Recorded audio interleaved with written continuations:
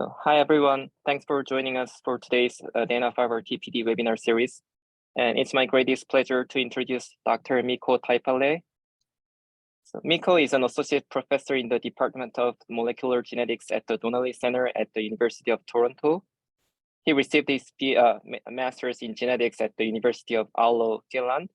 He then joined the international PhD program in EMBL at Heidelberg, Germany. He completed his PhD in Asifa Akhtar's lab, working on chromatin regulation by histone acetylation. He then joined Sue Lindqvist's lab at the Whitehead Institute for postdoctoral training. There, he focused on the client recognition mechanisms of HSP90 chaperone and co-chaperones, and also focused on developing high-throughput protein-protein or drug-target interactions. He started his lab at the Donnelly Center at the University of Toronto in 2014. And now Taipale lab is focused on diverse aspects of functional proteomics and genomics, including protein homeostasis, transcription regulation, diverse variant disease, variant phenotyping, and host pathogen interactions. And I'm sure there are numerous more things happening there. So Mikko, thanks for accepting our invitation. And now the floor is yours. All right, thanks for the kind introduction. I'm very excited to talk about our work in this venue. I'll start by kind of introducing a little bit our perspective or where we're coming from to this field, because we don't really, and this hasn't been really the focus of my lab for a long time. Rather, we're kind of a functional genomics, functional proteomics lab. And nowadays, my pitch for the lab is that we work on random things that we find interesting. So we don't really have a focus per se in the lab. We work on diverse aspects of functional proteomics, functional genomics, partly tech development, partly answering what interesting or trying to answer interesting biological questions in the field of protein homeostasis, transcriptional regulation, and many other things. And we really come from sort of a systematic approaches. We conduct systematic approaches, screens, and develop these methodologies for functional proteomics. So kind of where we're coming from is often like our background, a lot has been in the protein-protein interaction field and identifying new protein-protein interactions and understanding biology that way.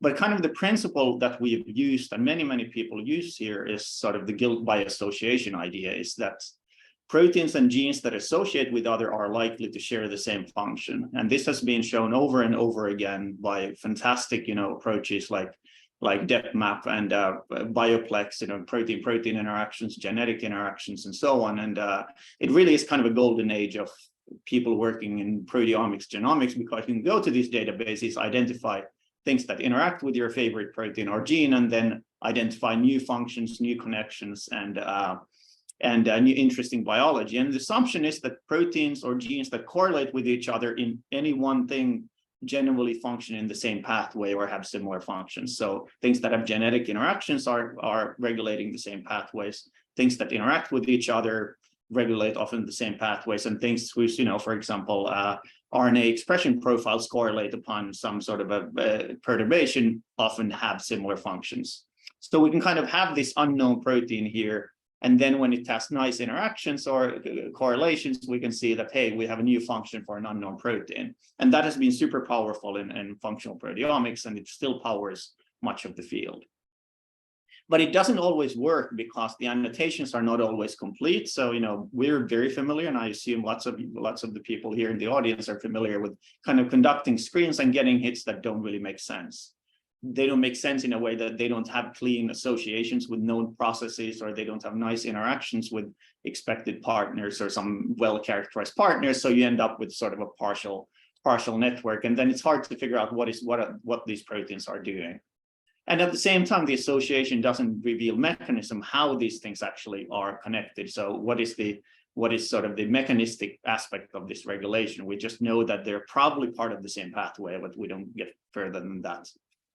The other kind of a part of this annotation is that often we kind of assume, for good reasons, is that proteins that have similar domains or same domains are likely to regulate the same process. And this, again, we can go to, databases like PFAM or AlphaFold and so on, look at conserved folds or conserved domains, and then say that we have kinases that regulate phosphorylation, or we have CRAB domains that regulate transcriptional repression.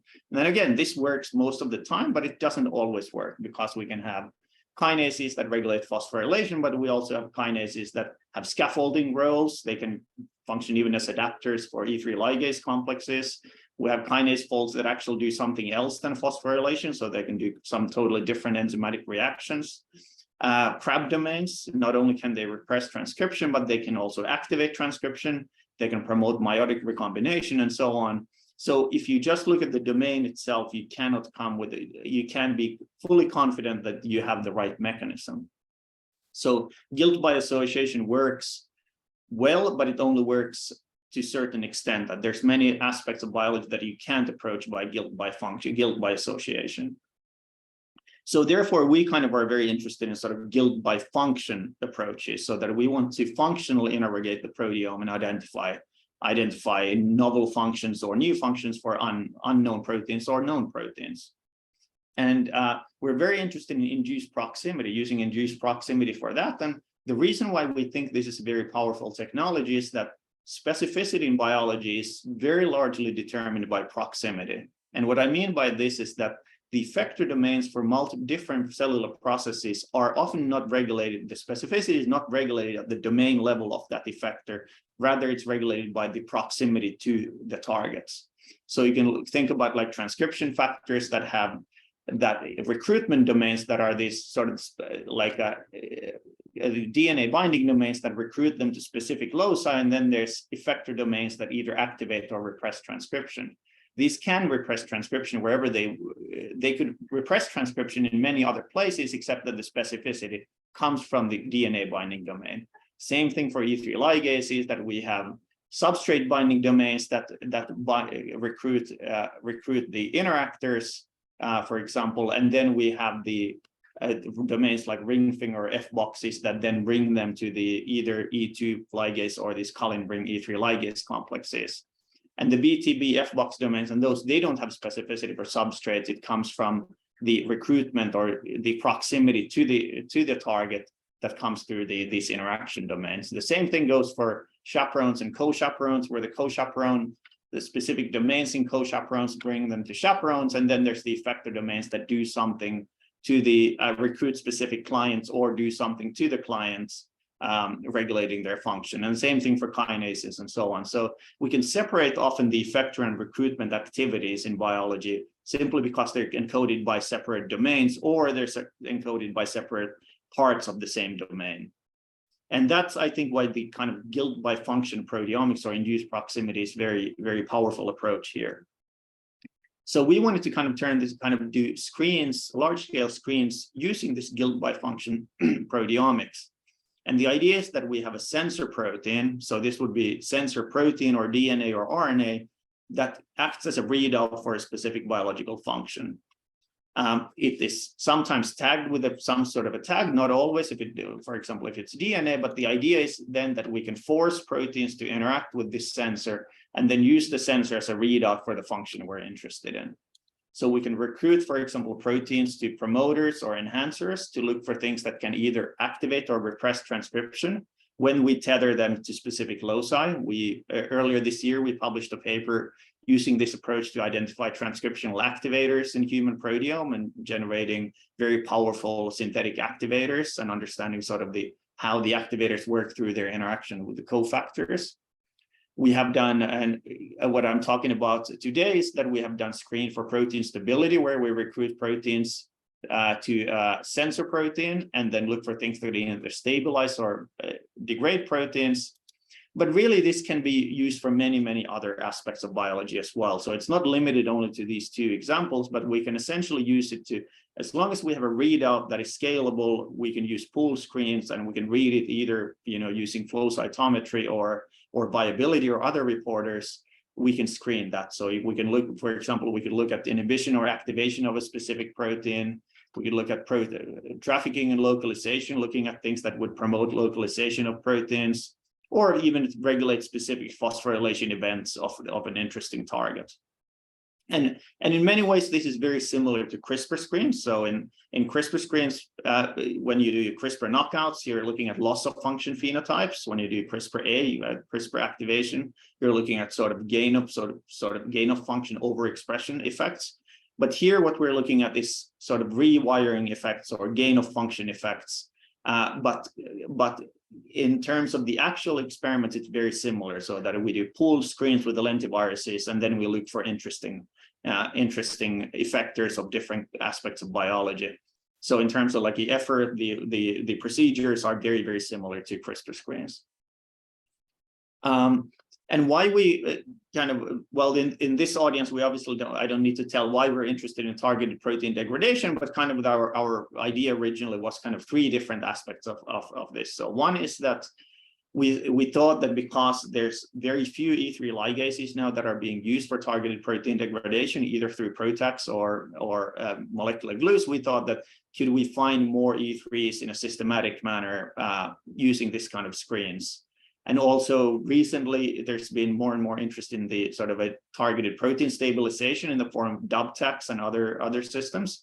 And that's even fewer deubiquitinases have been targeted with or harnessed for this purpose. We're also interested in other pathways, so that not only proteasome, but maybe there would be other pathways we could take advantage of, like autophagy that, of course, there's AUTACs and other molecules like that hijack the autophagy machinery for targeted protein degradation. And really, we wanted to kind of go beyond sort of looking under the lamppost, that we wouldn't only look at the E3 ligases only or deubiquitinases, but we wanted to do this in a systematic manner because we wanted to identify something new that we wouldn't have found based on, again, domain annotation or protein-protein interactions that we can kind of, or genetic interactions that we can kind of just, find by looking at the existing databases.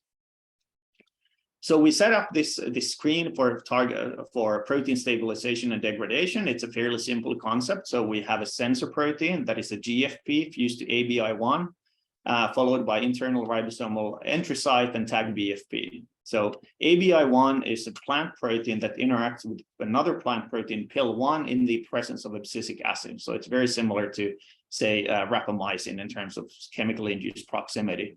Or we can use GFP nanobody that interacts with GFP with high affinity constitutively, so there's no need for small molecules. And then we can look at these when we introduce these effectors or these proteins fused to either PIL1 or GFP nanobody to the cells that stably express this construct. We can look at things that either stabilize GFP or degrade GFP compared to the tag BFP that is controlled for just non-specific effects that are not dependent on proximity. And again, this is very simple flow cytometry screen. So we just screen for high GFP versus low GFP pools, normalize the tag BFP, sequence ORFs that are present in each pool, and then analyze the data pretty much like any RNA-seq experiment. That what are the RNAs or ORFs that are essentially enriched in one pool or the other. Okay, so proof of principle we first set up that can we detect this was that we took an E3 ligase called SPOP that had been previously used with a GFP nanobody to degrade targets. We tested it as a GFP fusion first, or a GFP nanobody fusion first. If you look at the parental cells, so these are the parental reporter cells. When we have GFP tag BFP ratio, very nice diagonal. When we express SPOP fused to VHH GFP, we get nice degradation, nice low GFP population without affecting tag BFP. And the same thing with the abscisic acid system. So in the absence of abscisic acid, we get, again, nice correlation here. When we add abscisic acid, we get low GFP population, and we can see that GFP is degraded or GFP levels go down in an abscisic acid dependent manner. So this shows that this works with a known E3 ligase. We also tested it with VHL and cereblon, and it did work with those as well. And then we went to the ORFeome wide screen. So essentially here, we took the ORFeome that was either tagged with PIL1 or VHH GFP. So this is now, ORFeome is the collection of open reading frames. It has about 19,000 clones in the iteration that we use. We infected cells with either one or the other libraries, and these are the reporter cells, add abscisic acid in the case of PIL1, do nothing in terms of in case of GFP antibody, and then use flow cytometry to again stabilize, look for things that stabilize or degrade GFP. So what we get out of this then is a list of things, a list of hits that increase or decrease GFP levels. So now we're looking at degradation only. So you can see here that this is the log 2-fold change from the unsorted population versus the bottom 10%. And the y-axis, the log p-value. So you want to be in the top right corner. Those are the ones that change the most and are the most statistically the most robust. And we get a couple of hundred hits in both screens, PIL1 and BHH-GFP screens, of course, depending on the statistical cutoffs we use. But sort of the very first thing that we do here is that do these hits make sense, right? Because one of the worries is that when you force proteins to interact with each other, you create artificial interactions, obviously, and you might just end up with garbage. And in our experience, that's very rarely the case. We actually find relevant biology. And that's very simply shown by looking at things that are known to be regulate protein stability. So the orange hits here are known components of the UPS system or the autophagy system that show up very robustly in the screens, and we find them very nicely using this approach. So, and there's this highly significant overlap, enrichment for these effectors. We also get a very nice overlap between the two screens, so we get multiple hits that score in both screens, suggesting that it's not many of them are not dependent on particular way of recruiting them to the target. Rather, they seem to work in multiple different ways. So that kind of gave us an idea that this works. But one of the things we noticed was that we do get E3 ligases, but we certainly didn't get 600 E3 ligases, where we didn't even get 300 E3 ligases. We got a good handful, 20, 30 E3 ligases out of the screen. So the question is that, is it because the assay is not sensitive enough, or is it because actually many E3 ligases wouldn't work in this system? So what Julien did, Julien is the postdoc who's been working on this project in my lab. She cloned 300 E3 ligases individually, tagged them with GFP nanobody, and tested them individually in a transfection-based assay in the stable cell line expressing the GFP-ABI construct, and look for the relative GFP tag BFP ratio. So now we're looking at individual experiments rather than pooled screens. What we get out of this is essentially the take-home message here is that we got about 20% of these E3 ligases degraded or decreased GFP levels significantly compared to just negative, like a blank background or irrelevant proteins. So you can see here, the blue ones here are those that degrade really efficiently, and then there's some red ones that actually don't degrade at all, rather they seem to stabilize the GFP. And a couple of different points here that we noticed is that one, first of all, of course, there's lots of differences in E3 ligases. So even in a very simple system where we simply recruit E3 ligase to a new substrate, that we could sort of call as a neo-substrate, there's huge differences in how they work. Second is that all the families seem to have both active and inactive components. So regardless of whether they would be like these Collin ring scuff adapters like BTB, FBOX, SOX domain proteins, or ring-free E ligases, or HEC domain E3 ligases, and so on and so forth. So clearly there's a lot of differences within families. So those are kind of the two take-home messages for the E3 ligases. I don't know if I should answer questions as I go, or okay, that's the Q&A. Post questions in the Q&A. Okay, so let's go. So that gave us an idea that, first of all, the screen wasn't, we didn't get lots of false negatives, because when we test them individually, we get very similar results. And again, things that we identified in the screen were highly efficient also in this approach. So this also validated the screen in a sense.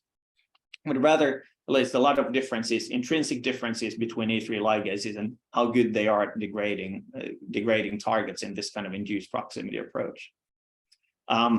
The other thing that is kind of always interesting, this unbiased approaches, is that we find things that we wouldn't have kind of thought about before. So one of them that we identified was E2 conjugating enzymes. So these are as I'm sure everybody knows, these are sort of the second step of the E1, 2, 3 cascade. There's about 40 E2s in the human proteome compared to the 600 plus E3s in the proteome. And one of the top hits we get in both screens was an E2 called UB2B.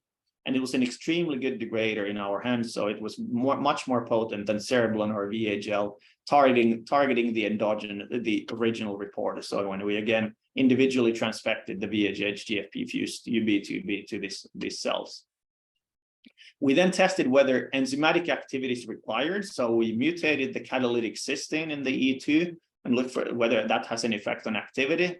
UB2B is completely dead in the experiment when we mutate the catalytic cysteine, so it clearly requires the transdialation reaction that the cysteine is required for. The next question then was that does it require the interface with E3s? And UB2B has two different interfaces through which it interacts with E3s. So it has the ring domain interface that interacts with the canonical ring fingers. And then it has on the other side, it has an interface that it's called RAD18 interacting interface. And this interacts sort of specifically with an E3 called RAD18. So we mutated these sites either individually or all of them together. And what you can see here is that this is a wild type UB2B. It degrades really well when we start mutating. Even when we mutate all 4 residues here, it's still active as a degrader, suggesting that it doesn't seem to require E3s for degradation at all. It seems to work in an E3 independent manner. We then tested whether all E2s would work the same way. Again, we only got like UB2B was by far the best hits. We didn't get many. I don't think we got other E3s actually in the screen. But we tested 31 of the 38 known E2s in the human proteome. And again, what you see is huge differences. So first of all, UB2B was the best out of all the E2s. UB2A, which is very similar, highly homologous to UB2B, was also efficient. And then UB2D had 2 family members that were very good. The others, some of them worked pretty well, but most of them actually had no effect on degradation, suggesting that even in this very highly conserved fold, that is a very compact fold, fairly highly conserved, there's huge differences in how well these work in targeted protein degradation in this setting. What we found very nice was that while we were working on this and like writing this up, Dan Nomura's lab published the E2 based molecular glue, or they had evidence in the bioarchive paper on that they could hijack UB2D for targeted protein degradation, and we identified that as a very potent degrader. So that was very nice sort of corroborating evidence for our results. Then kind of going forward, we also had proteins that really had no sort of clear mechanism of action. So we got these, at the age of AlphaFold, we can go to AlphaFold database and see what they look like. We got 2 proteins that were screen hits, very potent screen hits. One of them called EID1, the other PR20A. They look like spaghetti mostly. But what was nice was that Bill Kalin's lab had previously shown that EID1 has a potent degron in its C-terminal tail. So it has in this helix, it has a degron that binds an E3 ligase called FBXO21, and it degrades the protein when it's fused in cis, so when it's in the part of the same polypeptide.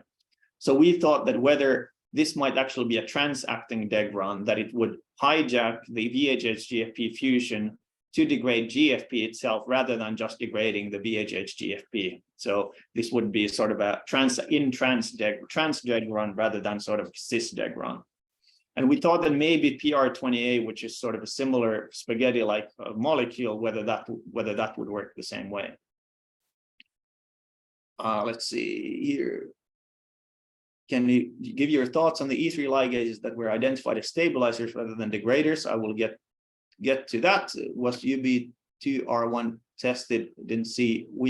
I have to go back to that and check that later on.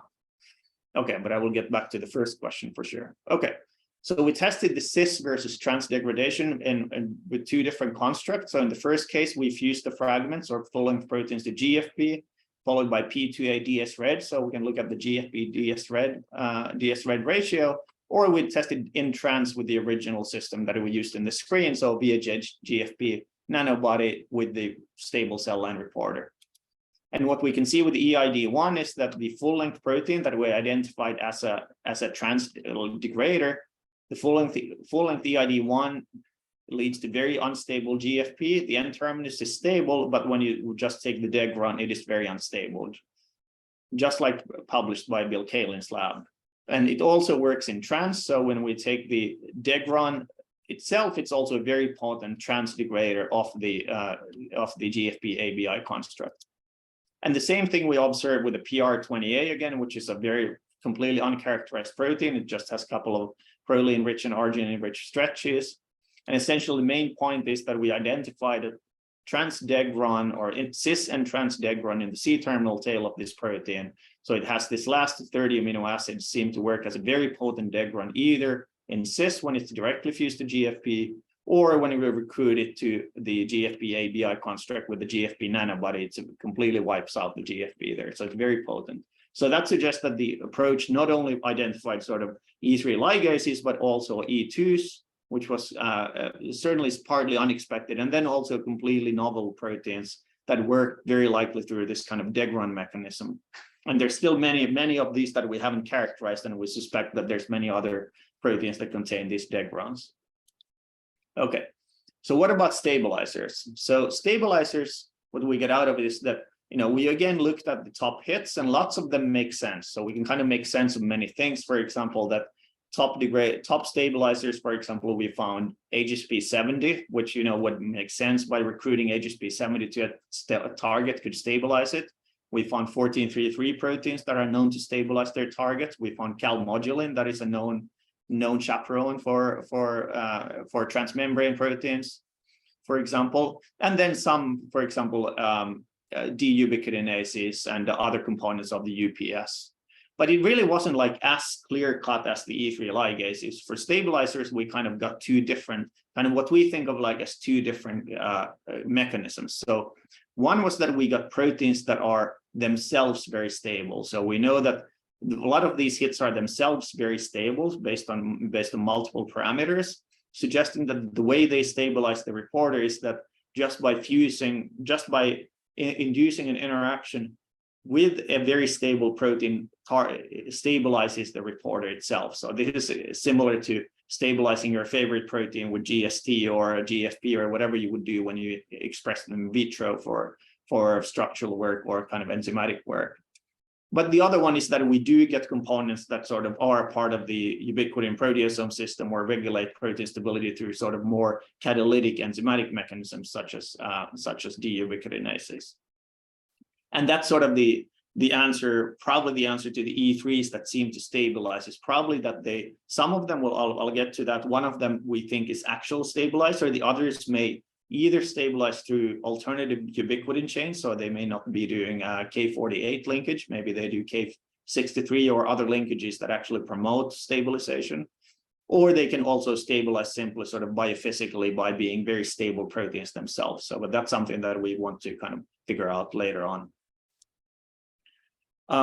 So then the question again is that we got a couple of D-ubiquitinases, but certainly we didn't get all 90 that the human proteome, or 9, I think there's like 99 or something DUBs in the human proteome. So we tested them again individually. So Julene tested this individually. This time we though took an unstable variant. So this is a variant of a human enzyme called GNMT. It's very, very unstable. It's barely visible when you transfect it to cells.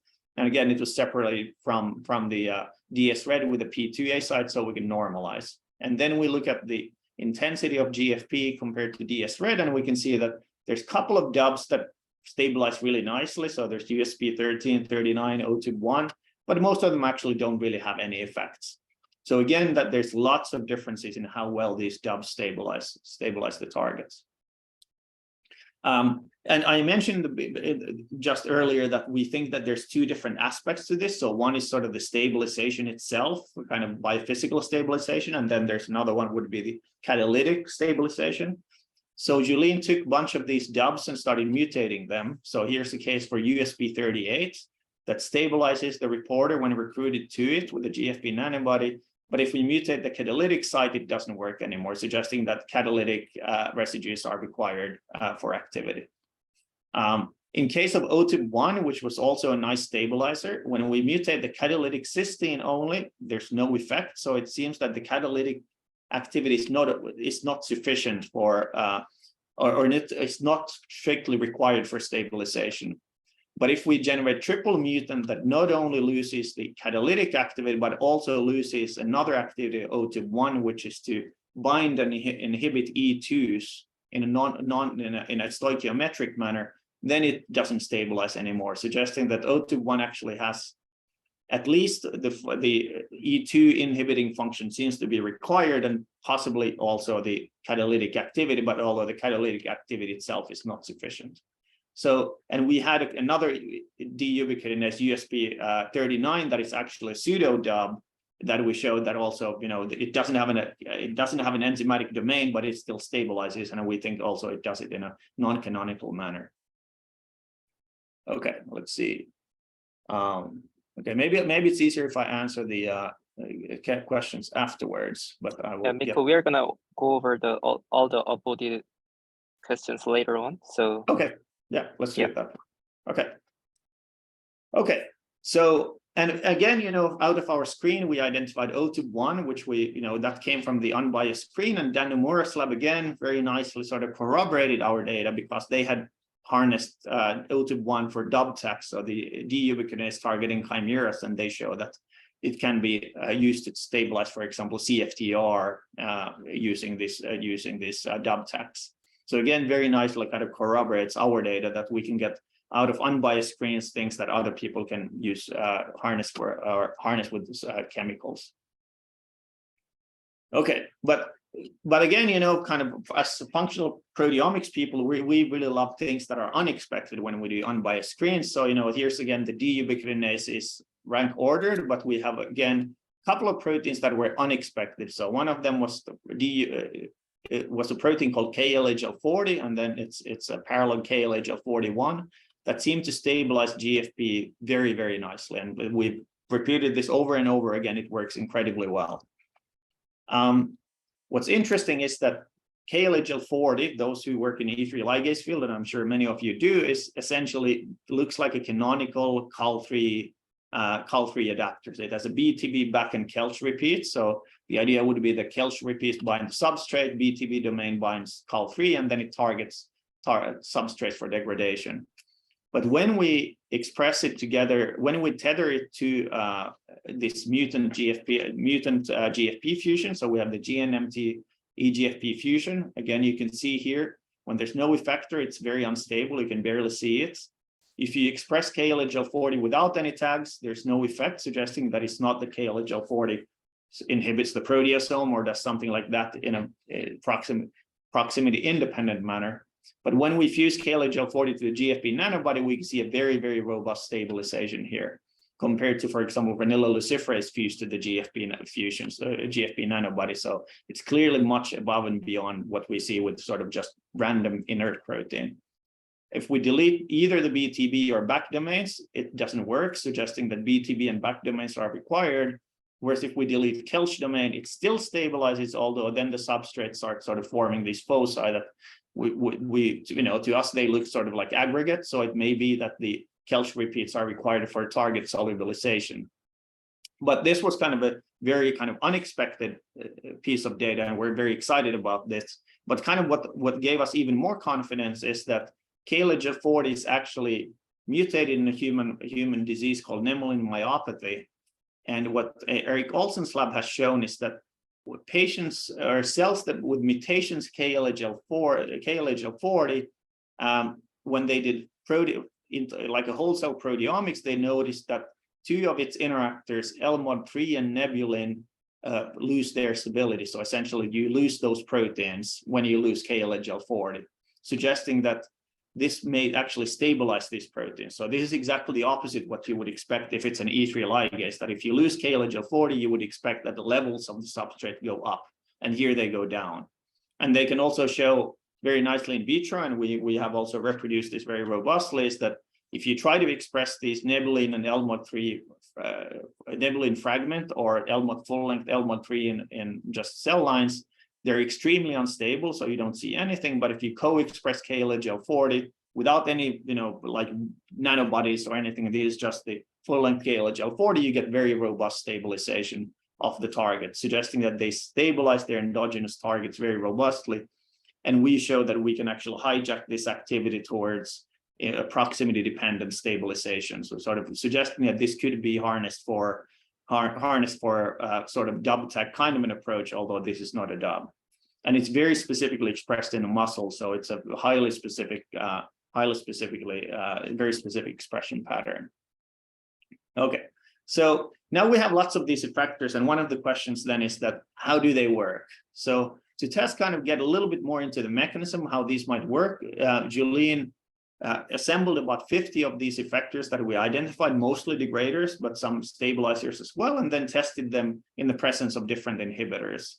So this is now looking at the GFP tag BFP ratio with the original cell line. So you can see most of these things are blue, meaning that they degrade the target. Some of them stabilize, KLHL40 here stabilizes. And then when we start adding different inhibitors, we start seeing nice effects. So now the color coding changes. So orange means that things start getting stabilized instead of, and then like cyan means that they start, teal, cyan means that they're getting degraded. So when we add bortezomib, lots of these things stop working. So we get stabilization, suggesting that a lot of them work in a proteasome-dependent manner. If we add cyclohexamide, we inhibit translation, the targets start degrading more.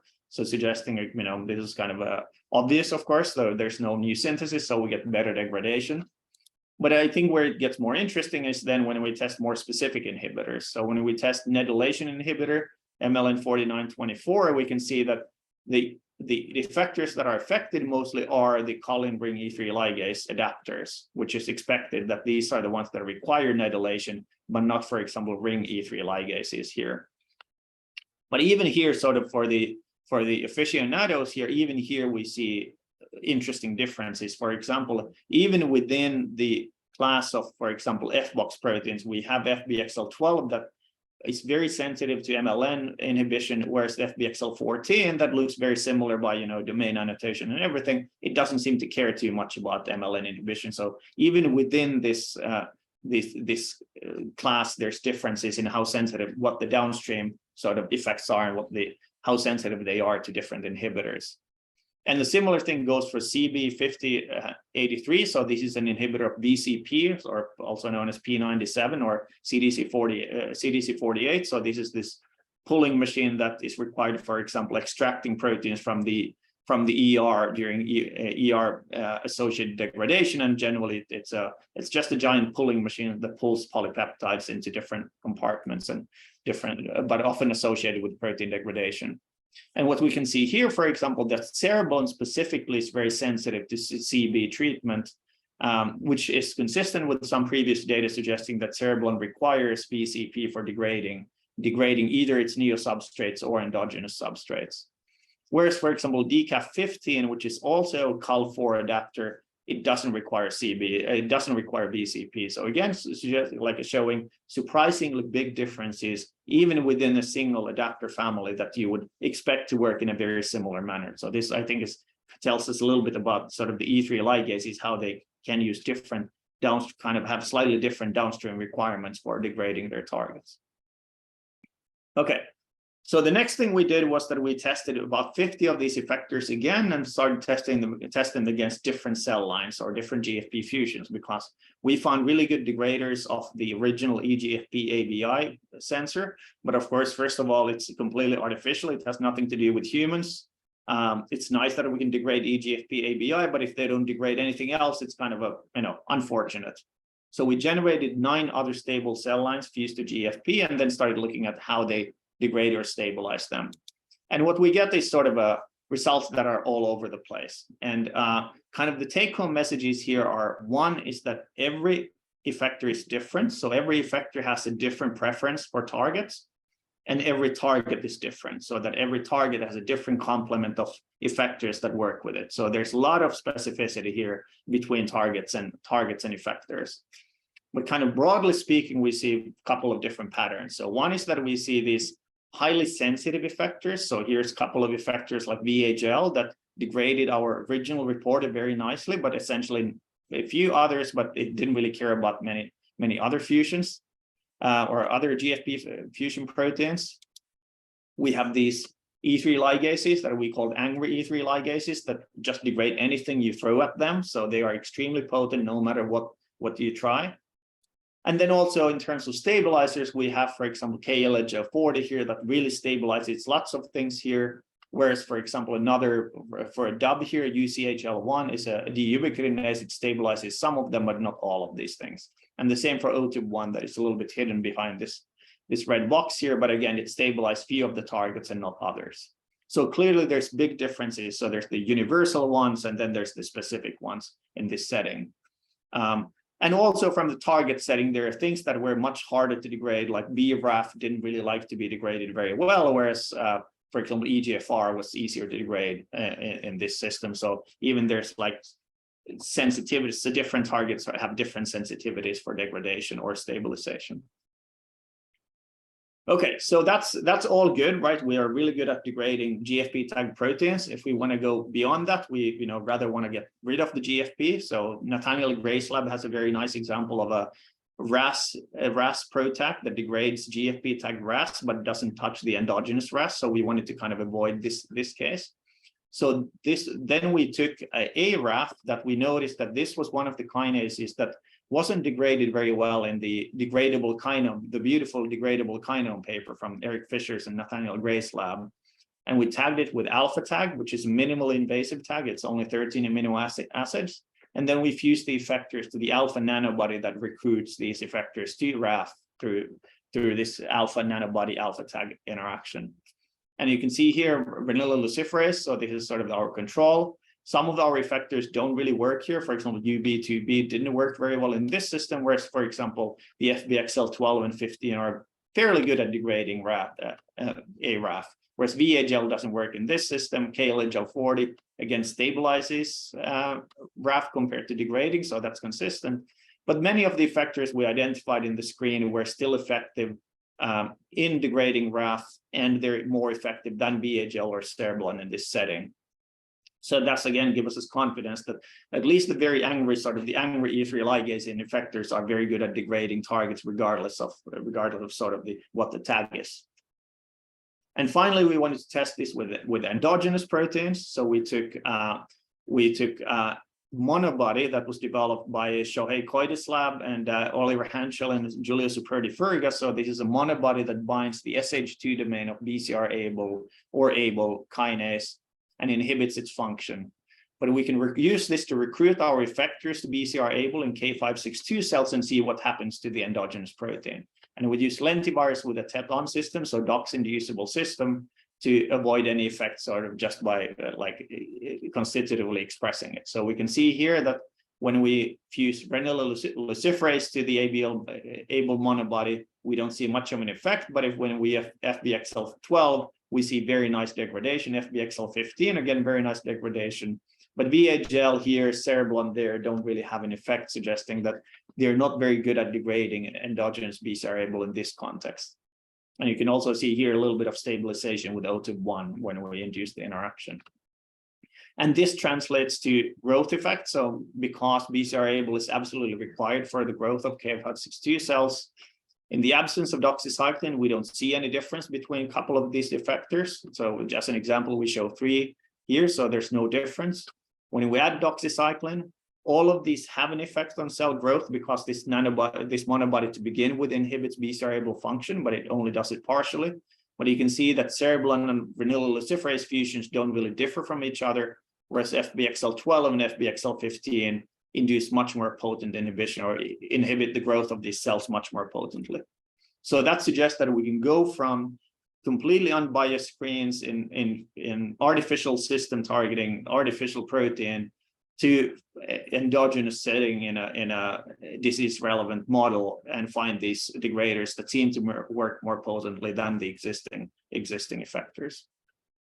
So the take-home messages here is that we can use these induced proximity screens to identify the effectors of protein degradation and stabilization, and that happens in an unbiased manner. So we're really not looking under the lamppost, but we're surveying majority of the proteome. We identified or realized that human proteome has a fairly large cache of different effectors that can modulate protein stability that, again, you wouldn't have found simply by looking at annotations, or you wouldn't have found by known protein interactions and so on. So you really need to go towards do these functional screens, these guilt by function screens. E2s, E3s, and DUBs all show huge range of activities, even in simple systems where you just test one substrate. And it's not easy to predict that based on sequence features. Actually, we haven't been able to kind of find any rhyme or reason why one works with another, why one effector works with another target.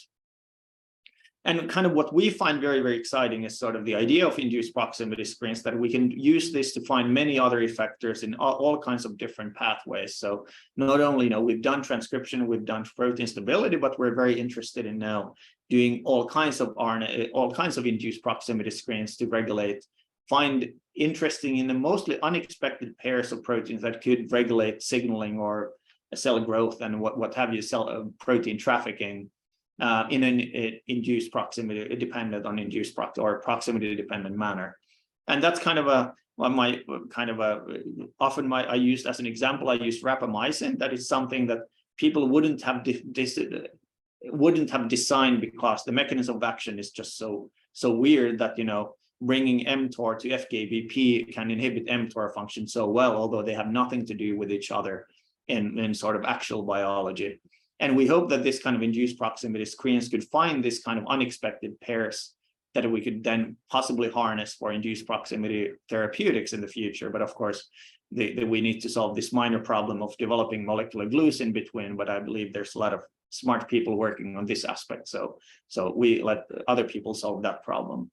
So finally, this work was really mostly done by postdoc in my lab, Julien, who's worked very, very hard to get this work finished.